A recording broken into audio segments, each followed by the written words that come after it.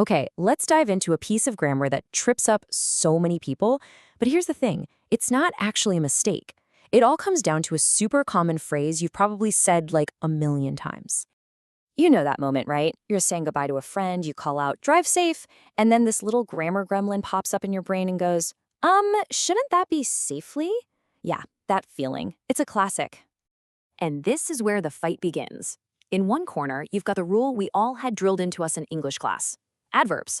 You know, the words that describe actions. They're supposed to end in ly. But in the other corner, you have, well, real life. We say drive safe, travel light, go slow. It just rolls off the tongue, sounds completely normal. So what's the deal? Are we all just making the same mistake over and over again? Or is there something bigger happening with our language? And this is the cool part. It feels wrong according to the rule book, but it sounds so right. And guess what? Your ears are not lying to you. Your intuition is spot on. This is not a mistake. Okay, so the secret behind all of this has a name. And it's a fantastic name, by the way. It's called the flat adverb. And no, it has nothing to do with flat tires, though ironically, it does help you talk about them the right way. So what the heck is a flat adverb? It's actually super simple. It's an adverb that doesn't bother with the whole ly thing. It looks exactly the same as the adjective. So safe can be an adjective or it can be a flat adverb. Same goes for words like slow, light, and fair. This is the real mind blower. These words aren't mistakes. They're linguistic fossils. Yeah, that's right. They're like little pieces of history, echoes from a much older version of English that have managed to survive all this time. So to really get this, we've got to hop in a time machine. Let's take a quick trip back and see where these flat adverbs actually came from. Okay, so picture this. Way back in Old English, nobody batted an eye if an adjective and an adverb were the exact same word. That was just how things were. But then, Middle English happened. French and Latin came on the scene, and suddenly, adding ly was the cool new fashionable thing to do. It became the standard. But you know those short, common, everyday words? They were stubborn. They just stuck around in their original form. They survived the trend. All right, so now we know they're not wrong. They're just old. But that brings up a new question, right? When do you use the flat one and when do you use the ly one? It really just boils down to context. Think about it. Are you writing a college paper or are you just chatting with your friends? It's pretty simple when you break it down. The flat adverbs, like safe, they're informal, they're direct, they're punchy. They feel like a conversation. That's why you tell a friend, drive safe. On the other hand, the ly versions, like safely, sound more formal, a little more official. That's the one you'd see on a road sign. Please drive safely. See the difference? One's a warm wish, the other's a formal instruction. Okay, now that you're in on the secret, let's arm you with a toolkit.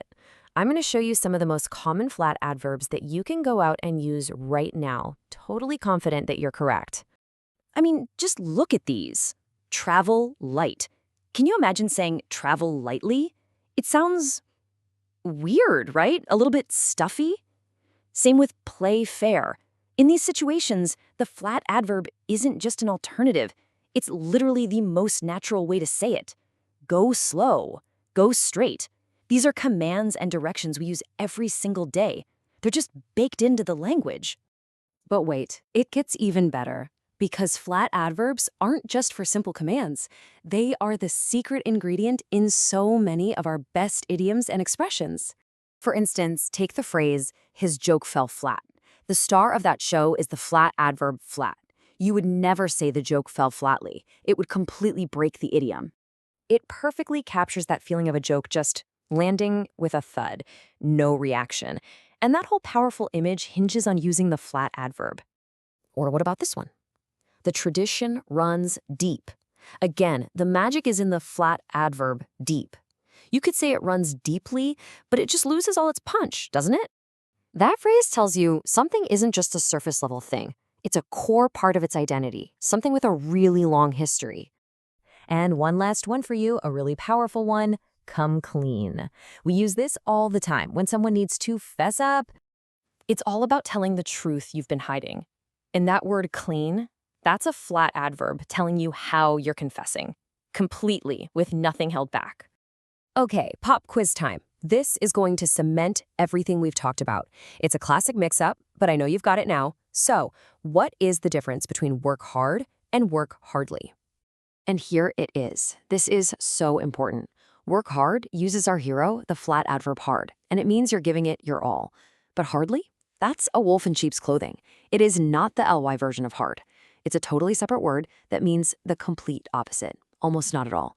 I hardly work means I'm basically doing nothing. Getting this one right is a huge power up for your English skills.